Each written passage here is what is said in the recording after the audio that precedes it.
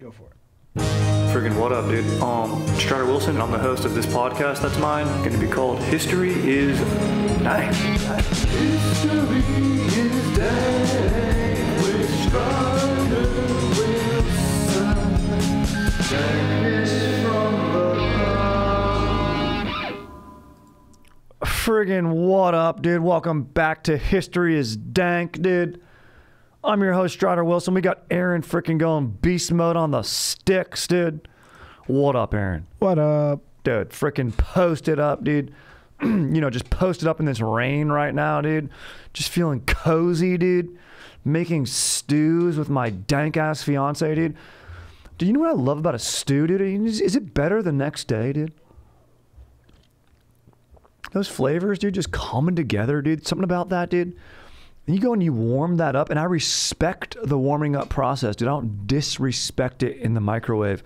It's like heating up a pizza, dude. You can't heat up a pizza in the microwave. What are you doing? Schmoll move, dude. Gotta heat up the oven. Gotta use the oven for that, dude. Heated up pizza in the microwave earlier today. What's that? I heated up pizza in the microwave earlier today. See, I mean, you like Five Guys. I mean, this is just, here's the thing. I knew when I was saying this, Aaron was going to be like, but you also probably... Do you mind cold pizza, or do you prefer cold pizza? I don't mind it. Yeah. See, I'm a little picky with that. I'm big on my 3 T's of culinary, the culinary arts: taste, temperature, texture. I need these to all be in line for maximum enjoyment. And for pizza maximum enjoyment for me, can't do the cold pizza. Although I do know people like that shit. Like, I know that's a thing. And that's tight, I mean, that's fine. I don't know. No one's perfect, dude. My 3 would be S-T. Probably just S&T. Speed and texture. So you want that food to be ready quick. I need to eat fast. I love that. When you're out on a double date, have you housed your food and then you're just posting up and then leading the conversation? Sure. Sometimes it's tough, dude. Sometimes you're on a double date, and if someone's taking too long to chew their food or eat, they're not going to get a word in, dude. That's why sushi's a good call. The quick bites, 1 bite, then you can make a point, I always make it a point, no matter how friendly I am with the other couple, the other dude, he's got to be my bitch at some point, dude. During that, dude, he's got to be, I got to, just drop as a fact, how much I squat that day, I'll actually... wear cargo shorts. I generally won't eat anywhere they don't allow me to have cargo shorts on the double date, just heads up. So we're not getting a fancy dinner. Typically we'll have to dine al fresco. That's outdoors. What up? And in my cargo short, I'll have one of those grip things that people de-stress with, and I'll do that the entire date. I'll just sit with one of those things, and they'll be like, you stress? Everything okay? I go, everything's great. I'm making gains right now. Do that. And then when it's time to order dinner, I'll just pull out a muscle milk, and I'll say, okay, this is my entree. Would you guys want to share an app or anything? I'm set on my entree. And then we'll figure out dessert later. So it's just my style, dude. It's good to have a style, when you go into whatever you do. But dude, enough about me, dude. Today we're going to talk about the development of the United States Navy and how it wouldn't have come about. It was necessitated by something known as the Barbary Wars and the events leading up to this. Now, there are 2 Barbary Wars. There's a lot of stuff to unpack. And when I talk about Barbary Wars, Aaron, I want to make it totally clear. I'm not talking about me trying to assassinate every barber that's given me a dong haircut from Supercuts. Sure. That's another battle that I wage internally as I fall asleep and deal with my mistakes in the still of the night, while my fiance sleeps peacefully and my dog growls at me.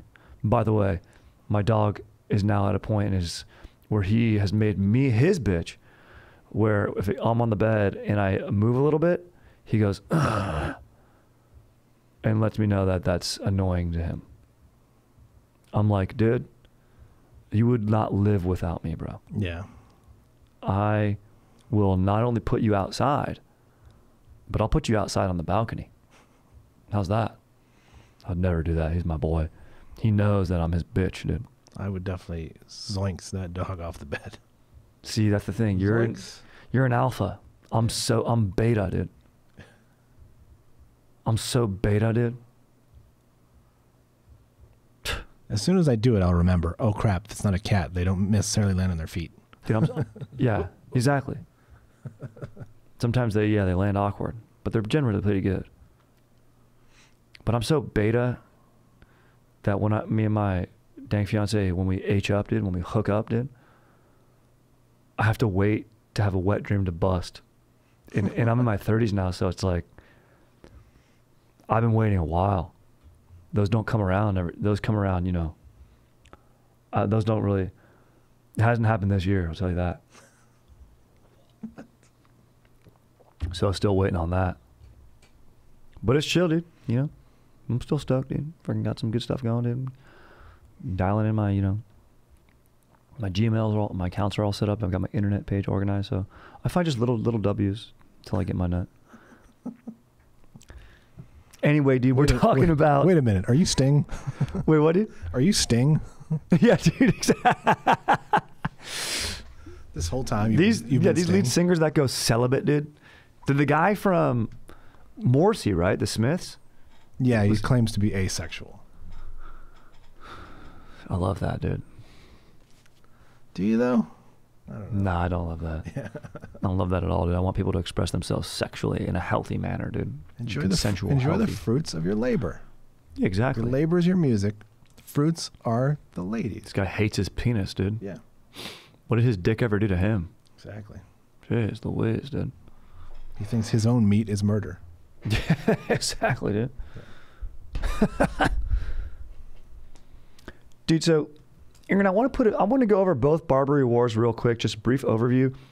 Then we'll dive a little bit deeper into the first Barbary War, which took place from 1801 to 1805, and then the second one took place 1815 to 1816. So it was shorter, but obviously all things weren't settled up in that first treaty from 1801 and 1805.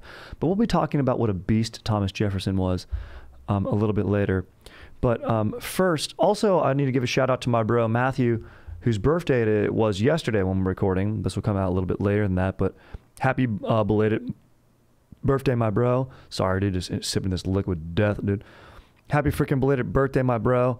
And fired up on this suggestion. He called me and he goes, dude, Thomas Jefferson was a beast. And I go, wait, what, dude? Tell me more. And he goes, the Barbary Wars. I go, dude, you know I love pirates. He goes, technically it's not pirates. It's privateers. Really, it's corsairs. And I was like, that's a great jumping off point. Just got to give a big shout out and a huge thanks to our sponsor, Dadgrass. Dadgrass is reviving the pleasure of a casual toke so you can chill out without the stress, dude. That's my way to do it, dude. You know, weed these days is too powerful. Dadgrass has it just right, has it nice and chill. And right now, Dadgrass is offering our listeners 20% off your first order when you go to dadgrass.com/dank. Go to dadgrass.com/dank for 20% off your first order. That's dadgrass.com/dank. What's the best way to make sure that 100% of your data is encrypted? And that is your ISP. Can't get a hold of it? You guessed it. ExpressVPN. Your data is your business. Protect it at expressvpn.com/dank. Visit expressvpn.com/dank to get 3 extra months of ExpressVPN protection for free. That's expressvpn.com/dank to learn more. There are really... What we're dealing with here is something called the Barbary Coast, which we've mentioned before on this pod. It's North Africa. And the Barbary nations are... There's also one in San Francisco, which is weird. Is there really? Yeah. It's very confusing. It's basically always what I looked up, I'm like, why was the Barbary Coast so important? And this is good to talk about now, is just, it was a shipping lanes, like an entrance to the Mediterranean Sea. And these countries, basically the main ones, there's a few others, but like Morocco, Algiers, Tunis, Tripoli, who all were sort of part of the Ottoman Empire at that time, but operating as their own states, controlled these shipping lanes and had a violent stranglehold on global commerce. Now, the main powers that be Europe, the European powers, the Portugal had a very, very strong navy for many years. French, of course, the British. And then once we freaking boked the British in the American Revolution, now you have the United States, who are no longer protected under British, the British Royal Navy. So now these Barbary nations go, well, it's fucking open season on these ships. And if America doesn't give us presents, dude, the rulers of these states want presents, dude, AKA taxes, or, you know, not a tithing, but they'd have sort of euphemistic terms for it, you know, economic terms, but really it was like a toll. They go, you pay us, our corsairs, which are privateers. Basically, they're pirates, but, you know, privateering is when you're employed by a nation. European nations do this as well. Algiers, Tunis, Tripoli. And the major two players in these wars are really going to be Algiers and Tripoli. But Algiers! What movie, dude? Algiers! I don't know. Nick Nolte, Blue Chips. Timely. I think when this episode comes out, it'll be after the NCAA tournament or right around the championship. But a March Madness, another timely reference. Did you think that's a dated reference? Referencing Blue Chips. When did that movie come out? In 92? Starring Shaq. Who other NBA players were in that? Not Ray Allen. That's He Got Game. There were some others. Yeah. I think Rick Fox, maybe. No? Tim Hardaway? I think maybe Tim Hardaway was in it. I mean, it'd be another guy on the... Great movie. All about, you know, buying out players. And so basically the pirates, what would happen is, what happened to the United States was, we won our revolution, we're stoked, dude, we're independent, let's freaking go. But at that time, the United States government was a confederation of states. A constitution really wasn't ratified yet or passed. Penny Hardaway. Penny Hardaway, love that. Yeah. So and Penny Hardaway was on the Magic with Shaq, so both Magic guys. Love that. Fucking dude, America is like, we got a few merchant ships, we have no Navy. The French navies helped us win the American Revolution. And what would happen is these corsairs who worked for Algiers or Morocco, the Barbary countries, they would, or Barbary states, I should say, they would take merchant vessels, ransom the mariners that were on the ships to the governments, saying, hey, unless you pay us our quote, basically pay us our ransom straight up at this point, but then also you better pay us a tax where you're going to be able to pass freely. Otherwise, we're going to just not let your ships pass, and you're going to be screwed, dude. You're not going to make money or be able to import or export any shit, and then you're going to freaking probably get reconquered by the British, which that's like Barbary War 2, kind of takes place right after the end of the War of 1812, the Treaty of Ghent, then goes straight into the Second Barbary War. But we're talking just brief overview, and then we're going to get a little more into the first. But you have basically, you have these American diplomats like Thomas Jefferson, B. Franklin, dude. They're cruising over to Europe now, emissaries, diplomats of the United States, setting relationships, setting up deals to do trade and commerce now on a global scale. And, you know, France is obviously open to it. Some other European powers are. And then you have Thomas Jefferson and some other diplomats learning quickly. And Jefferson's the U.S. minister to France, by the way. And he's learning, okay, basically all these European powers pay a tax to the Barbary countries, states. I don't know why I keep saying countries. But so he's like, dude, look, we got to go down there and start setting some deals so we can go. And so United States dispatches some bros. There's some diplomats like Joel Barlow and Joseph Donaldson. They cruise out, dude. Richard O'Brien goes to North Africa. These guys cruise out, and they do a successful treaty with Morocco. They pay a sum of money, and the Moroccan delegate, who was probably the most independent from as far as the Ottoman Empire is concerned, and the ruler of Morocco at the time is like, all right, sick, you gave me a sick ass gift. You guys will not be harassed by my corsairs. Go ahead, let's trade, bro. So that's sick. Comes to Algiers. Not exactly as successful, right? There's a war going on. So like they're not a successful treaty. There's a war between the Portugal and Algier, and that sort of allows America with this Moroccan treaty to operate. But so the U.S. are kind of hiding behind these Portuguese because they kind of what's it called when you blockade? They'll freaking blockade the harbor, and so the U.S. ships were able to like kind of sneak by and get into the harbors they needed to be, or past the Straits of Gibraltar to different ports in the Mediterranean. And once the Algerian ruler and the Portuguese reach an agreement, then it's sort of open season on American merchant vessels. Now, I do want to say something a little bit before we get into Thomas Jefferson here, because I want to talk about his role in these wars. He's a beast sort of in the beginning, where he's like, when he's in France, Jefferson, wants to be diplomatic, but also he wants to be, he's like very cut and dry. He's like, what costs less? Paying a tax, arguably forever, to the Barbary rulers, or should we just have a fucking war? It will cost some money and some lives maybe, but then it will be cheaper in the long run for our country. So Jefferson literally goes, and this is a quote from him in his like own writings back to, I think it's Madison at the time. Would it not be better to offer them an equal treaty if they refuse? Why not go to war with them? He says this, he's like, and basically what I was just articulating, he says, our trade to Portugal, Spain, and the Mediterranean is annihilated unless we do something decisive. Tribute or war is the usual alternatives of these pirates. He's talking about corsairs. If we yield the former, it will require sums of which our people will feel. Why not begin a navy then and decide on war? So he's writing and going, we need a navy. He even says this note where he's like, we don't have one ship. He's like, one ship outside New York Harbor from a different government will control our country. Like, we need ships. And these ships take a long ass time to build. These frigates, dude. Dude, you got frigates, brigs, sloops, schooners, dude. Okay, stuff that grandpas are into. Grandpas could look at photos of, or paintings of these things and be like, well, no.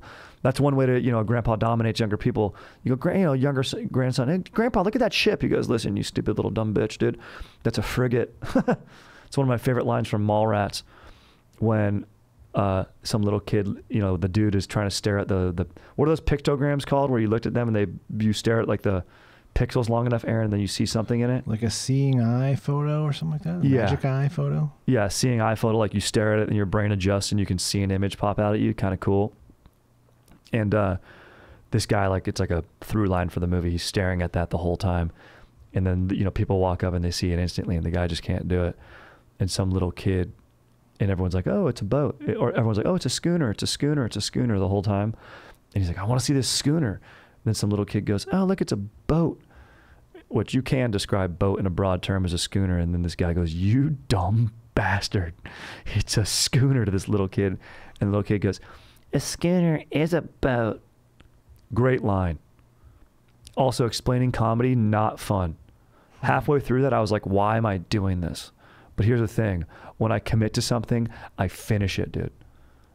Except when it comes to boning, I have to wait for a wet dream. Then it will be complete for both parties. So I'm waiting for that. That'll be pretty sick when that happens for me. I like to just move around quick in the sheets. It makes the dog mad, but, just try to, move around as much as I can. Friction, you know what I'm saying, dude? Anyway, dude, enough about that. Back to these. It takes years to build these boats, right? So these frigates, brigs, sloops, and schooners, I should say. It takes a while. America needs to get like one of these things going. We'll get into exactly what gets dispatched, but a little bit later, like they dispatch like 3 ships initially. They are able to hold off a little bit, but one of them gets murked and they got to send some more powers, and that a little bit later in the war, because they're starting to build things up. They've got at least a plan to that Jefferson is sort of credited with setting in motion.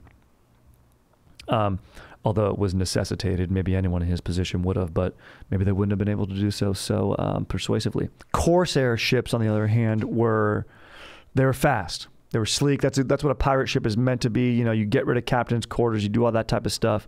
And these things are sleek. They're fast. They'll run you down and they'll outgun you.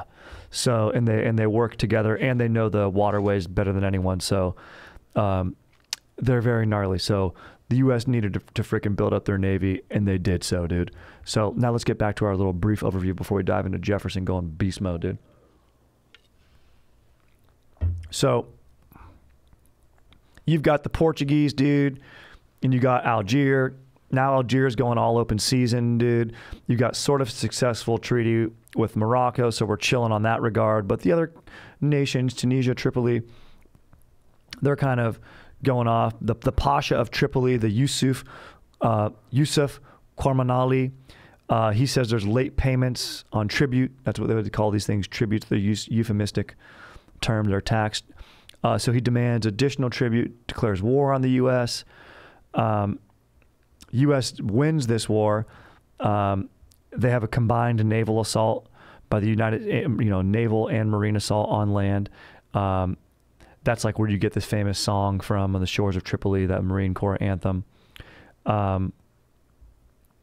So then just to touch briefly on the second Barbary War before we dive more into the first one.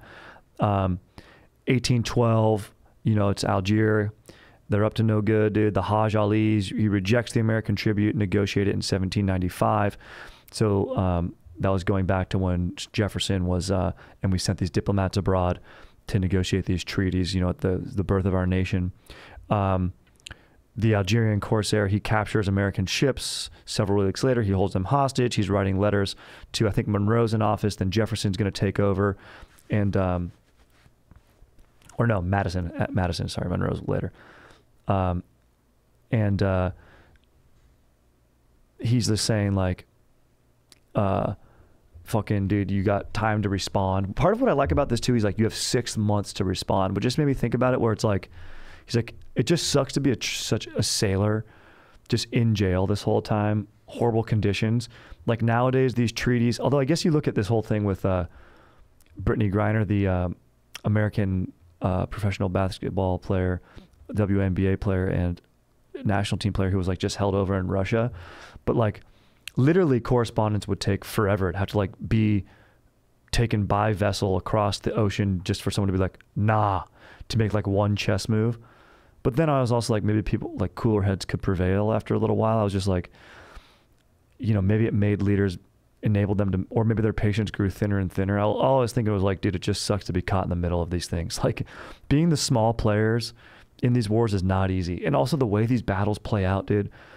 That's why I love that last scene in Master and Commander, dude. Just watching that when you got to pull up alongside a ship, try to demast it, then you freaking board the other vessel or have ramming speed. Dude, it's so gnarly, bro. So gnarly. Would be so gnarly to be involved in a naval battle in the Barbary Wars or War of 1812. You got the War of 1812 going on, dude. It is James Madison's the president, definitely not Monroe, just to clear that up. He declares war back on Algiers once things are wrapped up with the Treaty of Ghent. They send an entire squadron, this guy, Stephen Decatur, to the Mediterranean. He's the Commodore. They arrive in Algiers. And the new ruler, De Omar, was in power. Omar, he wants to restore order after several years of political instability. And he couldn't count on British support against the Americans because the War of 1812 was over. British being schmoles, dude. And what helped is make his decision is Commodore Decatur defeats 2 Algerian warships, captures hundreds of prisoners, puts the U.S. in more favorable negotiation terms. They accept a treaty proposed by Decatur in exchange for U.S. and Algerian prisoners and the end of the practice of tribute and ransom. So that's why that one came to a little bit quicker of an end, and the U.S. Navy had been built up a little bit better by that point. So let's go back to also these pirate activities, even though the Barbary Wars are over, like the major blockades and positionings of the governments and signing of treaties, there still is pirate activity all the way up until around the year 1830 when Britain finally just France basically colonizes Algeria. And then that's a whole other chapter too. So let's dive into Thomas Jefferson being a beast, dude. Okay. The dude owns a library, dude. And look, he's an imperfect person, but as a figure in history, you know, he's absolutely a beast in this regard. So from the get-go, he's like, dude, fucking, we got to build up ships, bro. We need ships. We need cannons. And he's like, look, I'm not even being a warmonger here. All I'm saying is it's going to be the right economic choice to do this. Okay. What are we going to do? I've been saying the term bitches a lot. Okay. And I'm working on that. My fiance does not enjoy that, but I never refer to ladies as that, but I will refer to young children in that way. Dudes that I'm on double dates with, and nations. Governments of nations, I should say. And America is like, we can't be the bitches of the Barbary Coast, okay? We need to be our own bros. We need to step up. We can't be paying tributes, dude, okay? First of all, we can't even raise taxes. That was a big thing that needed to happen, was the Constitution needed to be ratified. The United States needed to be unionized, so no longer confederation, and we were one union, to where then Congress could levy a tax. Also, it's kind of funny, the whole reason we got into a revolution was to not pay taxation without representation, and now we're going to go pay tax to the Barbary Coast with what? Representation. So it's just kind of principle, right? Violent principle. You know, greed, bravery, principle. These things lead to war. So what happens is, of course, U.S. merchant ships are captured, Marines are ransomed. We're trying to build up a naval fleet. Basically, tension is, particularly, I kind of misspoke. Algiers plays a more of a prominent role in, well, really in both, but the second Barbary War especially. But here it's Tunis, Tripoli, and Algiers, like all basically together, equally going hard against the United States. They're getting threat letters. Basically, like there's a guy named, I want to say, Cathart, who's a diplomat there, and he, which sounds like the brand Carhartt, which is kind of sick. I kept seeing that when I was reading it. I was just imagining this guy's like using power tools and stuff instead of writing letters, but he's using the most mighty tool, Aaron, the pen. And as a pen so often does, leads to the unsheathing of swords. And that happens here, and really the letting loose of cannon fire. So basically the Yusuf Qamanali, who I'm saying that wrong, the ruler of Tripoli, he's like, dude, fuck this, bro. Tunis and Algeria, they got better treaties than me. I'm going to war with the United States in October of 1800. And this is 5 months before Jefferson takes office. And this is what I mentioned a little bit earlier. And he literally writes this phrase to the guy, James Cathart. James Cathcart. He summarizes this letter he receives from the Pasha. That's the Pasha of Tripoli, the ruler. And he says in this message, if you, meaning the president, he talks to him as like a ruler. He's like, you're the king, like whoever the king is, even though it's different president at the time. It was what's his freaking face, dude? Madison, right? No, not Madison. Who came before Jefferson? Adams. And he's like, bro, if you don't give me a present, I will forge a pretext to capture your defenseless merchantmen. He likewise says that he expects an answer as soon as possible. And that means like 6 months. It goes on later to say, I will wait 6 months. And it will only serve to injure our own interests. So he's like, dude, give me a present, bro. He's like, you gave these other rulers presents, and I feel, I love how guys' egos are so fragile in this, where, you know, really it's all greed and ego. It's so unbelievable, bro. He's like, they got better gifts than me, and that's pretty messed up. I want a good gift. Dude, have you ever just been too damn high? Look, we've all been there. With today's weed, I've said it, I say it again. Finding your perfect dose, it can be a very dangerous game, dude. One time I, had too much, and I watched Paul Walker Into the Blue like multiple times. It was a sick movie, but the time I had wasted, and I was stressed out the whole time, and I want to enjoy that environment. That's why Daggrass is reviving the pleasure of the casual toke. So you can chill out without the stress, okay? It's legal, it's organic, smokable hemp that relaxes your body and mellows your mind. 100% organic pre-rolled joints. Those are my favorite. Very low in THC, high in CBD, so you can enjoy the effects of cannabis while keeping a clear head. I got my bachelor party coming up, dude.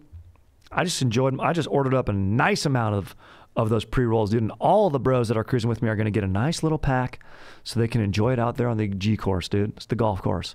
We're going to be having fun, dude. Not stressed out about my score or anything that's coming up after or where I have to be. I'm going to be enjoying myself. It's like having a glass of wine, not the whole bottle. Also, all Daggrass products are federally legal for ages 18 and over, and it ships right to your door anywhere in the U.S. So whether you're looking for a new buzz or a chill way to enjoy an old favorite, Daggrass will leave you in a euphoric mood. Right now, Daggrass is offering our listeners 20% off your first order when you go to daggrass.com/dank. Go to daggrass.com/dank for 20% off your first order. That's daggrass.com/dank. Have you ever stopped and asked why internet access is so much cheaper these days, like 30 to 40 bucks a month? It's because internet service providers aren't just making money off your subscription fees, they're also making money off spying on your internet activity and selling your history and data to big tech companies. I don't like that, dude. And if that happens, I want it on my terms. So what do you got to do? Best thing you can do right now, the best thing you can do is to make sure that 100% of your data is encrypted and that your ISP can't get a hold of it. You guessed it, ExpressVPN. ExpressVPN creates a secure tunnel between all your devices and the internet so that everything you do online is encrypted. Your data belongs to you. Data just surpassed oil as the most valuable resource, so protect yourself. You know what I mean? You be in control of how that flows. It's as simple as that, and ExpressVPN is helping you do that. That's why I do it. I want to be the one who has say in what I'm doing and my information and where it goes. And ExpressVPN, to me, works on all your devices, your tablet, your smart TV, your router, so your entire family can always stay protected, you know? It helps everyone in your family. You know, you got to be looking out for everyone and what you care about. So that's why I'm on it, and that's why I love it, dude. And it's nice and easy to do.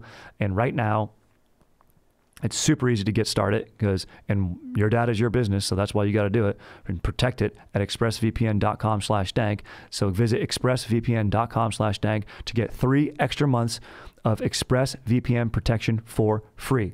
That's expressvpn.com/dank to learn more. And the thing is, it sucks because like I was saying, the sailors get the guys caught in between it suck. It sucks. These merchants, these Marines, everyone, dude. War is on. February 21st, 1801. You get this letter. Cathcart told the consuls and agents, you know, he says to detain, he says that how do you say the real Pasha? He says to detain all merchant vessels navigating under the flag of the U.S. states in port and by no means to permit any of them to sail unless they're under convoy. So he's like, hostilities against the U.S. Will begin in less than 60 days. So you have this quasi-war going on, but this is like, yeah, these are acts of war going on right now, right? Then Jefferson takes over. He pays off Algiers and Tunisia. Or Tunis.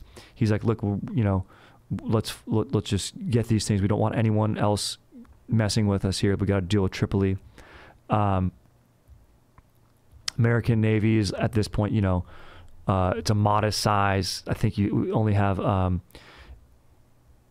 you know, honestly, those first ships are commissioned when Jefferson was writing to the president saying, look, bro, and back in like 1793, like, we need to get some naval power in the water, in the Barbary Waters ASAP. So we get small squadron frigates and schooners. You got Commodore Richard Dale cruising out there, dude. He's sailing under like secret orders saying, chastise their insolence by sinking, burning, or destroying their ships and vessels wherever you shall find them. The squadron was also to blockade the harbor of any regencies that had declared war on America and to extend possible convoy merchantmen when asked if it was possible. So Commodore Dale takes to Algiers and Tunis these letters. He brings gifts. He also brings gifts and letters to the rulers of Algiers and Tunis.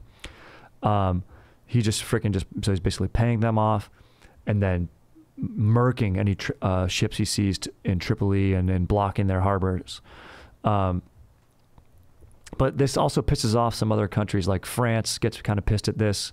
They almost go to war with us, and I think Portugal does too, because it's annoying. You know, they're slowing down their ships. They're not fighting them, but it's just annoying. And they're like, look, you're making the region unstable. Like maybe they lose a ship because of accident or something like that. You're costing people money.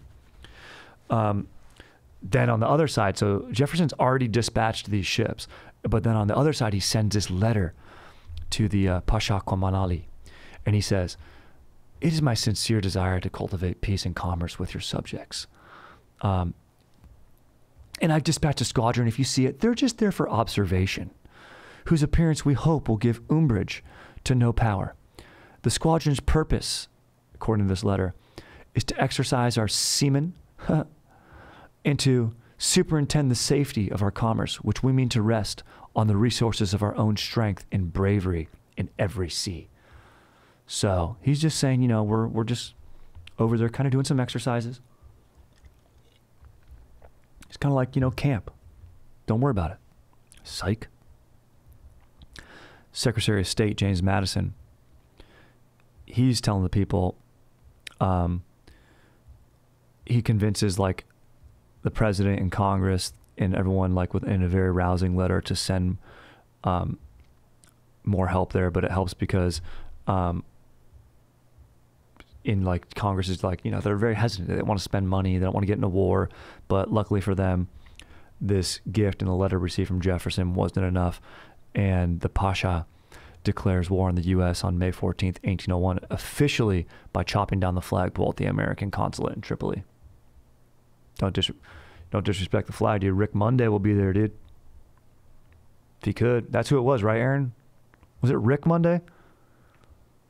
Who picked up the flag off the field? Yeah, Rick Monday, yeah. Ah, you fucking get a Rick Monday out there, dude. Then Jefferson addresses Congress, borrowing from Madison's letter. He's like, look, dude, we are not going to be bitches. We're going to go out there and we're going to fight, dude. And we've got more ships. Thanks to me, I had us already building these ships because it takes forever. I mean, I went to the Constitution, the USS Constitution Museum. And what's cool about it, it truly is a ship of the U.S. Like they use oak from like New York, different lighter wood for parts of the ship to make it like go fast from like the South, like bogs in the South or some shit. Metal from like Philly, and like it's really built from all the colonies at that time. And you know the frigates were sort of built in that same. These frigates and schooners and brigs and fucking boats, dude. Were sort of built in the same way, but it takes time. And luckily he's building them more up, and they have a few more. And then they send finally that blockade that they sent out there. Then it needs help because one of the ships they had out there was the Philadelphia, and it gets murked, dude. Basically Tunis and I think even some Moroccan warriors in 1802 they sneak aboard and set fire to the Philadelphia, capture some of the sailors. It's not looking good.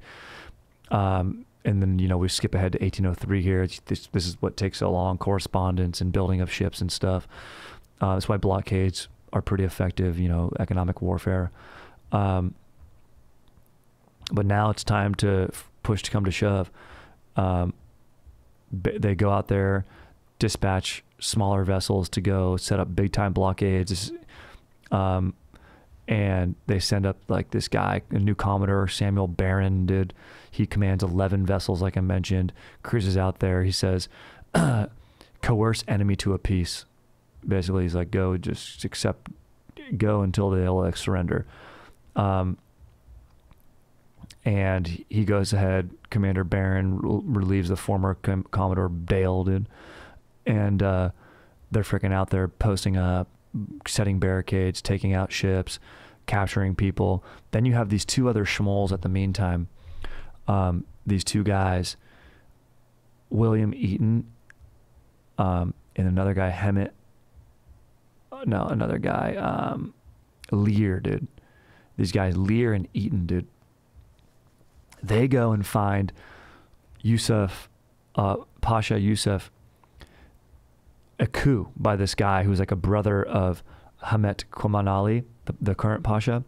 And sorry about these names, are confusing, but they go out there and they're like, and this is kind of crazy because they're taking a textbook out of like what America did later, like in the Cold War, or I guess they're writing the textbook for that, or the playbook for it, I should say, where they're like, let's go take a brother and put a guy that we like in power so we can control the region even more. But Jefferson, this is where he's being more beast mode, he's not signing off on that. Maybe he's like slightly aware of it, but they sort of go find this brother, this Pasha Hamet in Egypt, because he was ousted and he's just kind of laying low over in Egypt, posting an update. And they find him. They say they like, it's not proven, but they may have like sailed him to Syracuse, not Syracuse, New York, Syracuse, the real one, like in the Mediterranean, and like coached him up on like what type of ruler they wanted to be and supporting their commerce. But that's never proven or not. And apparently this had approval. This plan was approved by James Madison, Secretary of State, in 1802, and set the wheels in motion for that. And this is now like 1804. Anyway, because the war ends up getting wrapped up and they don't put this guy in power, but he kind of like became a puppet and was put in danger, and he like raised a small army of supporters, and they were supposed to be like, they will fight the land-based war. No Americans are going to be on foot. So it was all very political and kind of like seedy. Basically, he had like an army of Arabs and Greeks that were going to go in there and fight. And like, I guess Eaton and Hemet even like got so far as to like march an army like 500 miles through the desert to the northern shore of the Mediterranean.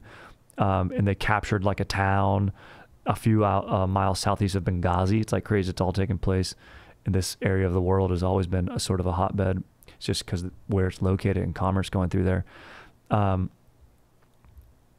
And basically at the same time, there's a blockade of Tripoli that maintains throughout the winter and spring. But because it was reinforced by Commodore Brown, the blockade ended up working out, and negotiations begin after this. So it doesn't really ever fall to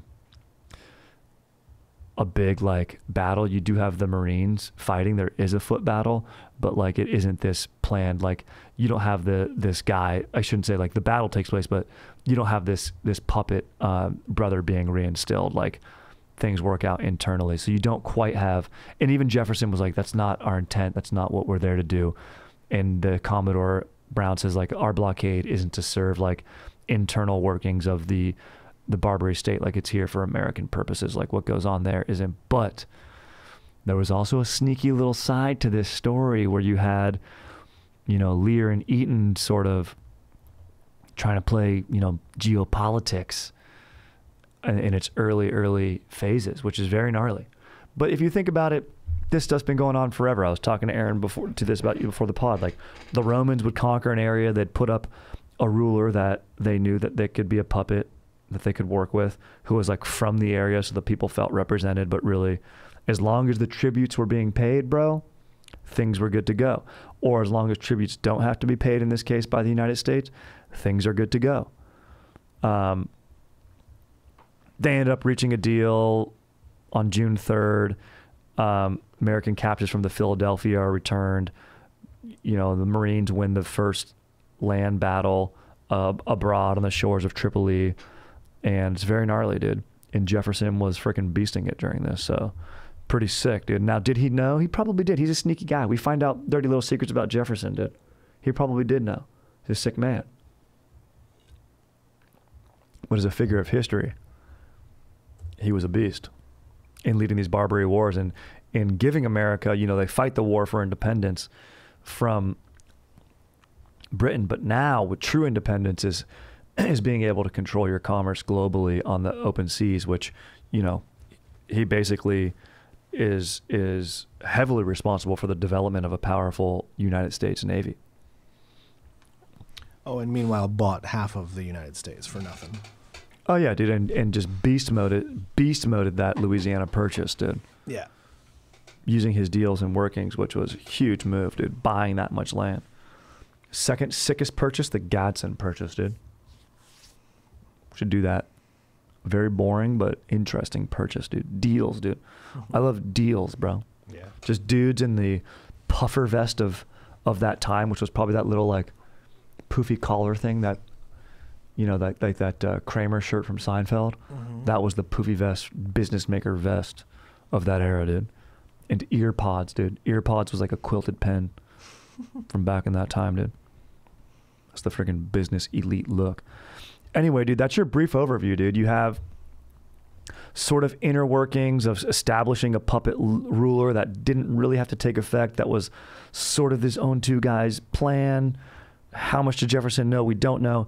We do know that he learned from his time as a diplomat in France about these tributes, and that a navy was going to be the most important thing, especially in the Barbary Waters, if they needed to have success as a nation.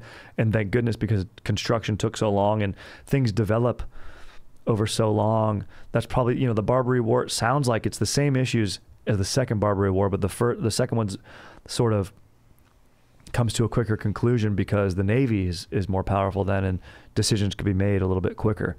This first Barbary War took time. Also took time to raise money and become a government and build these ships, and who knows, things could have been a lot worse had we not been able to make the vessels that much sooner. Yeah, we know for sure sailors that were ransomed and kidnapped would have had a worse off time. So these decisions matter, you know, for the, you know, future decisions and decisiveness, and that's what Jefferson wrote in his first letter. We need to be decisive. And I love stuff that's decisive, dude. So fired up on that. Fired up my bro Matthew's suggestion on the ep. Thank you. And there's a lot more fun stuff to look into. Like, and dude, a very gnarly, very intense style of warfare here, this naval warfare. Could have a sick movie about this, you know, and just the different type of, you know, these Corsair captains and the look of those boats, a little sleeker, smoother, heavily armed, ready to operate. You know, they can get to port quick, don't need many supplies. And then you have these ships from the Atlantic, need to find safe harbor, a little heavier, a little slower, but can really pack a punch. And, you know, you'd really have to speed up that script, though, because no one wants to see anything about a blockade, dude. But, you know, I imagine that would be like what it's like going to see that movie, The Majestic. There's something for you, dude. There's a movie that hasn't been ripped on in a while, The Majestic. Get owned. Just made that movie my bitch, dude. I liked it. Aaron, bro, what is that? You liked The Majestic? It's the director of Shawshank, man. I love Shawshank, but I'll tell you right now, that movie, dude, it was, yeah, I got some majestic sleep in the theater, dude. Leaned back, felt so refreshed and renewed when I woke up. I mean, bro. That one's just for me then, and Frank Darabont. I mean, bro. You telling me that ain't a snooze fest? I'm telling you it isn't. Majestic or Moneyball? Go. Majestic. No. Yeah. Jim Carrey. I mean, it's a great act. His acting's amazing in it. It's a very well acted movie, but it's just kind of like, yeah, dude, let's keep this puppy moving, you know? In any case, let's keep your day moving. Check out Hug Your Bros' new Instagram account, hosted for me. You can write into there questions, stuff like that, dude, and anything that's going on emotionally, dude. We talk it out. Safe space for bros to talk. Check out the Patreon. I got content going out on there. Like and subscribe. That always helps the pod. History is dank, dude. Let's freaking spread the knowledge to freaking domes throughout the world, dude. So fired up on that, dude. Keep being legends, and catch you on the next step. Aaron, you're a beast, dude. Thank you. Cheer The Majestic, dude. Kidding me, bro?